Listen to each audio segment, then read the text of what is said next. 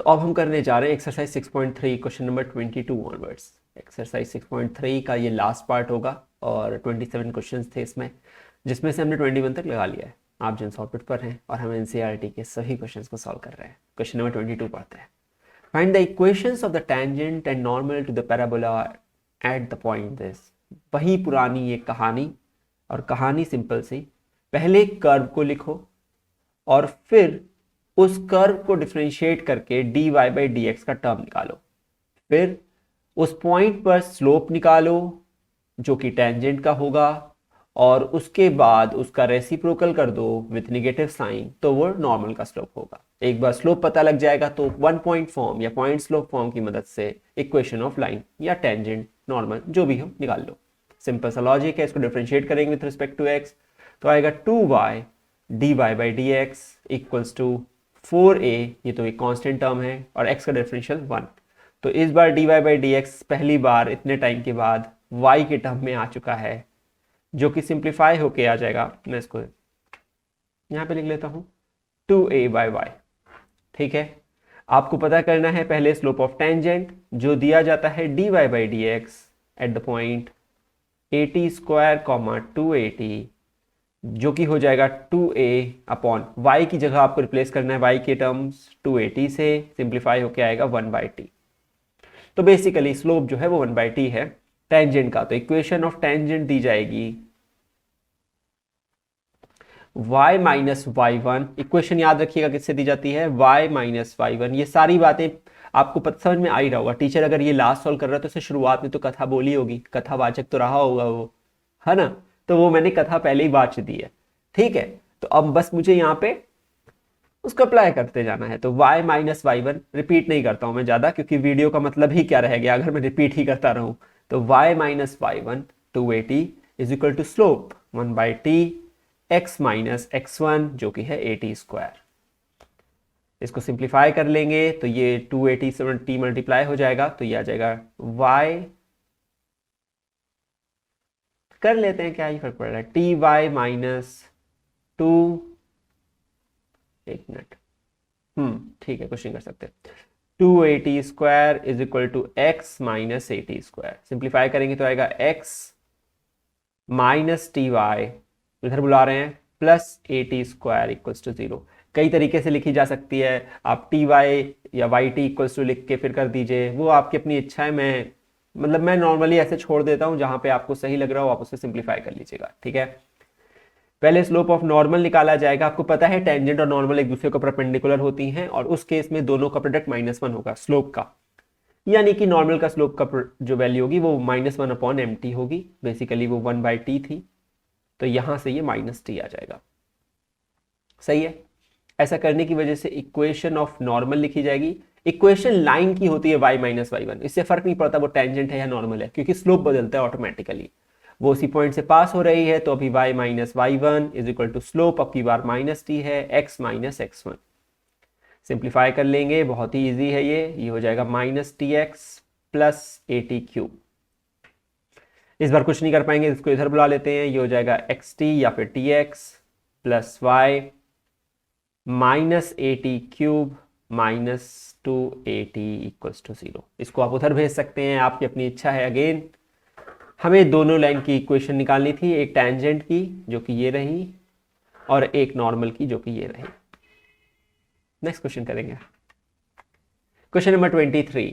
क्या कह रहा है, पढ़ते हैं ध्यान से। Prove that the curves cut at right angles. अगर ये स्टार यहाँ पे इसने बनाया क्योंकि बुक में नीचे ना उसने बताया था, अगर दो कर्व एक दूसरे को राइट एंगल पे कट कर रहे हैं, तो बेसिकली ये मतलब है कि जो टेंजेंट है उनके वो नॉर्मल हैं उस पॉइंट पे। उस पॉइंट पे बनाए गए दोनों टेंजेंट कैसे हैं, नॉर्मल है। ठीक है, टेंजेंट 1 और टेंजेंट 2 ये दोनों कैसे हैं, नॉर्मल है, में परपेंडिकुलर है। बस काम खत्म हो गया। शुरू करते हैं। पहला कर्व क्या है, x equals to Y square. With respect to y x differentiate करेंगे तो ये आएगा 1, ये आएगा 2y dy by D x. तो यहां से dy बाई डी एक्स क्या आ गया, 1/2y। तो अज्यूम करते हैं कि this is the slope of the tangent 1 at any given point xy। मैंने इस बार xy मान लिया, ठीक है, क्योंकि वो k ऑलरेडी यूज करके बैठा है।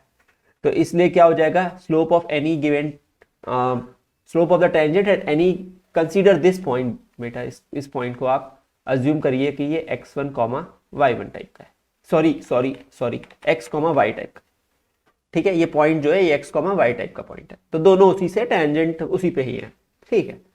तो स्लोप ऑफ द टेंजेंट 1 इसको अज्यूम करेंगे तो ये आ जाएगा 1/2y अगेन, क्योंकि क्या ही चेंज होगा, मैं x को x रख रहा हूँ, y को y रख रहा हूँ, ठीक है। और ये समझ रहे हो, मैंने ये basically dy/dx at the given point x, y लिखा है, तब आया ये स्टेप, एक स्टेप खा गया था मैं। अच्छा, दूसरा कर्व लिखते हैं xy is equal to k, ठीक है। अगर xy is equal to k है तो k तो कांस्टेंट है, weird stuff. Okay, first differential of second plus second into differential of first equals to k is a constant, correct? Okay, अब मैं कुछ नहीं कर सकता तो यहां से dy/dx की वैल्यू क्या आएगी, -y/x। तो हमें पता है कि स्लोप ऑफ द टेंजेंट 2 क्या होगा, -y/x, ठीक है, -y/x, क्योंकि अगेन आप x, y पे ही निकाल लो, यानी आप फिर से dy/dx की वैल्यू x, y पे ही निकाल रहे हो।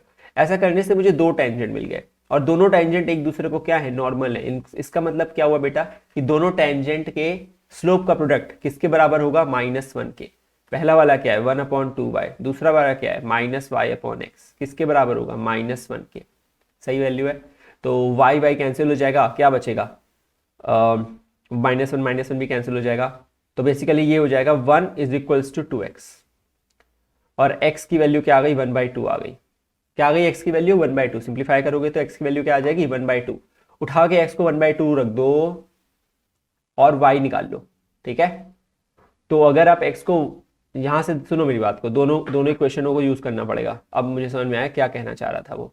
जब आप x equal to Y square है और xy is equal to k है, तो अगर x की वैल्यू आ रही है 1/2 तो y कितना हो जाएगा, तो वाई स्क्वायर की वैल्यू क्या हो गई, 1/2, ठीक है। तो y की वैल्यू क्या आ गई, ये वैसे भी स्क्वायर करवा रहा है तो मैं इसको स्क्वायर कर देता हूं बेटा, तो x स्क्वायर वाई स्क्वायर किसके बराबर होगा, k स्क्वायर के, क्योंकि फिर फायदा क्या है, रूट निकालूंगा वापस से स्क्वायर करवा रहा है प्रूफ में, ठीक है। तो 1/2 है वाई स्क्वायर की वैल्यू, और x की वैल्यू कितनी है बेटा, x की वैल्यू रखी थी 1/2, तो यहां से x स्क्वायर की वैल्यू क्या होगी, 1/4, वाई स्क्वायर की वैल्यू क्या है 1/2 इज इक्वल टू क्या आ गया, k स्क्वायर। सिंप्लीफाई कर ले तो ये हो जाएगा 8, तो 1 किसके बराबर हो जाएगा, 8k स्क्वायर, या फिर ये कह सकता हूं कि 8k स्क्वायर की वैल्यू क्या हो जाएगी, 1। यही तो प्रूव करना था, खत्म हो गया क्वेश्चन। समझ रहे हो, ये वाला हिस्सा मेरे चेहरे के ऊपर क्यों आ रहा है, हाँ ठीक है।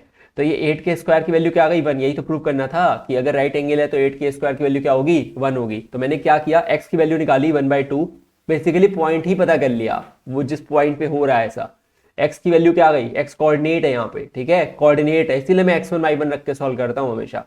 ये कोऑर्डिनेट है, ठीक है, 1/2, पर ये कोऑर्डिनेट तो सेटिस्फाई करेगा दोनों कर्व को, क्योंकि दोनों कर्व पे लाई कर रहा है।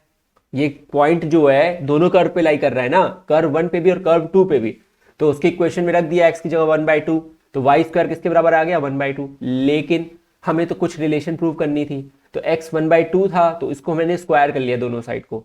अब 1/2 का स्क्वायर हो गया 1/4, वाई स्क्वायर की वैल्यू 1/2 है, अगेन क्योंकि वो पॉइंट है, सुन रहे हो मेरी बात को, वो एक पॉइंट है और वो सेटिस्फाई करेगा दोनों कर्व को, तो k स्क्वायर के बराबर आ गया, k सिंप्लीफाई कर लिया, 8k स्क्वायर इक्वल टू क्या आ गया, 1 आ गया। ऑब्वियस सी बात है, ये इसका मतलब ये आया कैसे है, 8k स्क्वायर इक्वल टू 1 आया ही वहीं से है जहां से आपने इसको अज्यूम किया कि ये क्या है, प्रोडक्ट -1 है, तभी तो निकल के आया x 1/2, वरना थोड़ी आता कभी।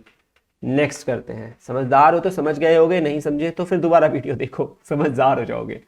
Find the equations of the tangent and normal to the hyperbola at the point x0 y0। चलो ठीक है, पहला स्टेप सेम रहेगा, हमेशा डिफरेंशिएट करेंगे विद रिस्पेक्ट टू x, तो यहाँ पे पहले इसको लिख लेते हैं। जब डिफरेंशिएट करेंगे विथ रिस्पेक्ट टू x तो ये आएगा 2x/a², ये आएगा 2y/b², पर y है डिफरेंशियल तो उसका हो जाएगा dy/dx इक्वल्स टू क्या हो जाएगा, 0। सही बात है, ऐसा करने से ये बन जाएगा 2x/a² is equals to 2y/b² dy/dx। 2 और 2 कैंसिल हो रहा है, D Y by D x को हम क्या लिख सकते हैं बेटा, D Y by D x को लिख सकते हैं B square by A square X by Y. यहां तक समझ लियो, वीडियो पॉज कर लो और एक बार देख लो क्या किया, क्रॉस मल्टीप्लिकेशन किया और कुछ जादू नहीं किया है, बस d Y by D x को लिखा पहले था। D Y by D x आ जाता है, पॉइंट है एक्स नॉट वाई नॉट, तो स्लोप ऑफ द टेंजेंट क्या हो जाएगा, slope of the tangent will be at d Y by D x at the point x not comma y not, तो इसकी वैल्यू आ जाएगी b square by A square x not by why not. सही है, ये आ गया slope of the tangent. आपको इक्वेशन लिखनी है तो वो होती है y minus Y one is equal to M X minus X one, where X one and X Y one are the points, तो हम इसे वाई नॉट ले लेते हैं इस बार आसान हो जाएगा क्योंकि एक्स नॉट वाई नॉट लिखा है। तो यहाँ पे स्लोप ऑफ द टेंजेंट लिखोगे आप, तो ये हो जाएगा y minus Y naught is equal to B square by A square x not by Y naught times x minus x naught. थोड़ा सिंप्लीफिकेशन करना पड़ेगा बेटा और कुछ नहीं है, ए स्क्वायर वाई नॉट को इधर मल्टीप्लाई कर लो तो ये हो जाएगा a square Y not into y minus A square why not square is equals to B square x not times x minus b square x not square. चाहो तो सजा लो, अब मतलब ये सब अपने आप कर लो, सही बात है ना, ये तो कर लेना चाहिए। अब तो ये इधर है, ये उधर चला जाए तो बेटर है, क्या मतलब है, तो B square x not times x minus A square Y naught times Y is equals to B square x not square minus A square why not square. Book में आंसर मैच कर लेना, ये सब काम नहीं करने बैठा हूं, मैथ्स बता दिया है, कोर बता दिया है, सिंप्लीफिकेशन का फाइनल का सजाने वाला स्टेप खुद करो, सजाने बजाने वाला काम मत छोड़ो मेरे लिए, ठीक है। ठीक है, नेक्स्ट करते हैं नॉर्मल की इक्वेशन। उसके लिए स्लोप चाहिए नॉर्मल का बेटा, जब आपको नॉर्मल का स्लोप चाहिए होता है वो टेंजेंट के स्लोप के रेसिप्रोकल के नेगेटिव टाइम्स माइनस टाइम्स होता है, हो गया। तो ये हो जाएगा माइनस, इसका रेसिप्रोकल क्या होगा बेटा, इसका जस्ट रेसिप्रोकल लिख दो directly, a square by b square Y not by x not, ये हो जाएगा a square by b square Y not by x not. जब नॉर्मल का स्लोप आ गया तो इक्वेशन होगी y minus Y not slope of the normal times x minus x not. इसका सिंप्लीफिकेशन आप कर रहे हो, मैं नहीं कर रहा हूं, ये कर लो, क्रॉस मल्टीप्लाई करने अब आता है, अब क्या सिखाएं टीचर, है ना, इतना तो करना चाहिए। एक मैंने निकाल दिया, इसको निकाल के आप देख लो मैच करके, ठीक है, बस क्रॉस मल्टीप्लाई करना बचा है। ठीक, नेक्स्ट करते हैं क्वेश्चन नंबर 25। क्या कह रहा है, find the equation of the tangent to the curve, find the equation of the tangent to the curve which is parallel to the line. अगर कोई भी टेंजेंट किसी लाइन को पैरेलल है तो दोनों का स्लोप क्या होगा, इक्वल होगा। दोनों का स्लोप क्या होगा बेटा, इक्वल होगा। दो लाइन पैरेलल है तो स्लोप इक्वल है, दो लाइन परपेंडिकुलर है तो स्लोप का प्रोडक्ट -1 है। ये तो यहां पे ऐसे बैठा लिया है। तो पहले कर्व लिखेंगे, एक बात सुनो मेरी, इसको डिफरेंशिएट करने के लिए पहले स्क्वायर कर लो, वरना क्या 1/√2 ले आओगे फालतू का, बेकार है, बिल्कुल बेकार है। तो पहले लिख लो y square is equals to 3x minus 2। अब डिफरेंशिएट करेंगे बेटा, तो क्या लिखेंगे 2y dy बाई dx, ठीक है। फिर यहाँ पे आएगा 3, तो dy बाई dx कितना अच्छा हो गया ना, सिंपल सा हो गया नहीं, तो ये हो गया 3/2y। Slope of the tangent at any point, let suppose मैं इसमें क्या करूं, y ले लूं, मतलब याद रखना y एक पॉइंट है फिर, ठीक है, कंफ्यूज मत होना, वरना मैं h और k लेता हूं, लेकिन यहाँ पे मैं y ले रहा हूं, ठीक है। Slope of the tangent at any given point x, y is 3/2y। कुछ चेंज नहीं हुआ, वरना चेंज हो जाता है, यहाँ पे k आ जाता है, ठीक है, कंफ्यूज मत होना।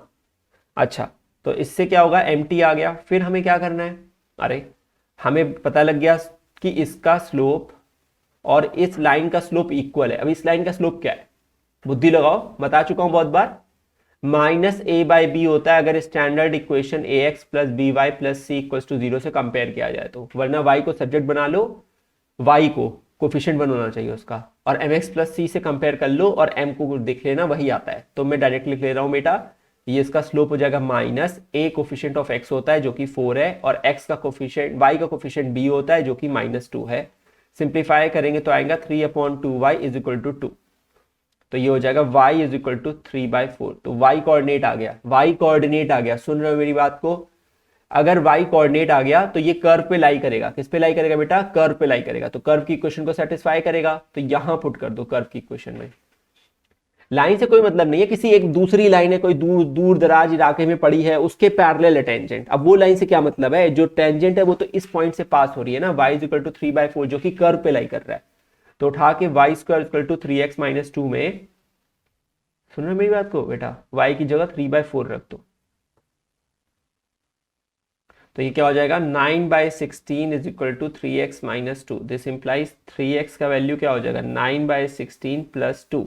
ठीक है, सिंप्लीफाई कर लेंगे तो ये हो जाएगा 32, क्या चिमिया हो जा, 16, 9 प्लस 32, 41/16। तो x की वैल्यू क्या आ गई बेटा? 41/18। तो ये x आ गया और y पता है, यानी कोऑर्डिनेट पता लग गया है। यही तो बोला था, कोऑर्डिनेट x, y, है ना। तो y कितना आया था? 3/4। ठीक है, x और y पता लग गए, स्लोप पता है। स्लोप कितना आ रहे? स्लोप तो गिवन है बेटा 2 है, क्योंकि पैरेलल था इसी लाइन को। और लाइन का स्लोप क्या था? लाइन का जो स्लोप था वो था -a/b, करेक्ट। तो -4/-2, तो वो 2 था। स्लोप लाइन का तो पहले से पता है, बस अब इक्वेशन निकालनी है। तो आपको स्लोप ऑफ द टेंजेंट पता है, तो y माइनस y1, यही पॉइंट है y1, अब इसको y1 बोलना है। ठीक है, is equal to m x minus x1। बस मैंने कोई भी बेवकूफी ये नहीं करी हो, ये यहां कर दी है, 48 था। 16 3 48। कुछ और गलतियां तो नहीं करी हैं? पता नहीं, आजकल तो पता नहीं क्या। ठीक है, तो ये सिंप्लीफाई होगा,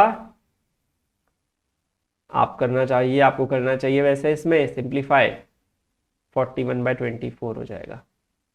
तो बस इसको इधर बुला लो, तो ये हो जाएगा 2x minus Y equals to 41/24 minus 3/4। 41/24 को इधर शिफ्ट कर दिया, y को इधर शिफ्ट कर दिया, लिख पहले इसको लिया बस। तो क्या हो जाएगा यहाँ पे?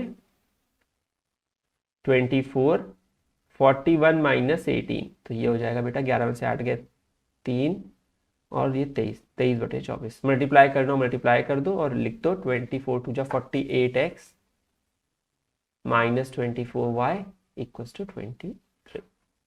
That's the answer. कुछ बेवकूफ़ी ना करी हो तो सही आंसर है। नेक्स्ट करेंगे क्वेश्चन नंबर 26। क्या कह रहा है बेटा? उसमें कुछ ऐसा है नहीं रिपीट करने के लिए, वीडियो को हमेशा ना रिप्ले कर लिया करो, वही बेटर है ना। छोटा वीडियो रह जाता है, एनर्जी बचती है। मैं पूरी किताब सॉल्व कर रहा हूँ, है ना। नहीं कर रहे ना टीचर ऐसे? कहानी बताते हैं ना? नहीं बता रहा हूँ ना ज़्यादा, अभी बता रहा हूँ ना। क्वेश्चन 26 करते हैं। The slope of the normal to the curve this at x equals to 0। बेटा पूरी किताब का प्रण लिया है मैंने कि खत्म करनी है मुझे सॉल्व करके एक एक क्वेश्चन। तो y is equal to 2x square plus 3, और मैं आपको पता है क्या लास्ट में समझाना चाहता हूँ, जब लास्ट आएगा तब बताऊंगा। y is equal to 2x square plus 3 sine x। चलिए डिफरेंशिएट करेंगे पहले, नॉर्मल का स्लोप तब निकाल लेंगे। ये आएगा 4x plus 3 cos x।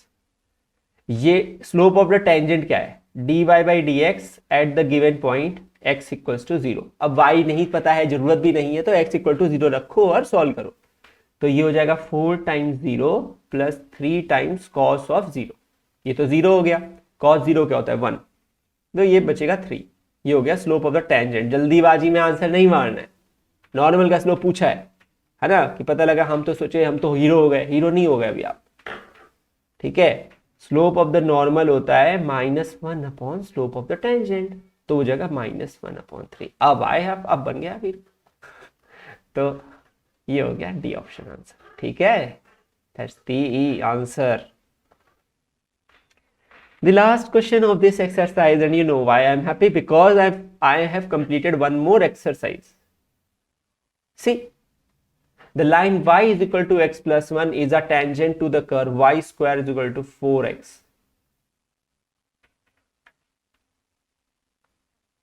Okay, differentiate करेंगे तो 2y dy by dx equals to 4। मतलब वो तो मैंने एकदम मतलब गांठ बांध ली है ना, कि भाई ये तो करना ही है।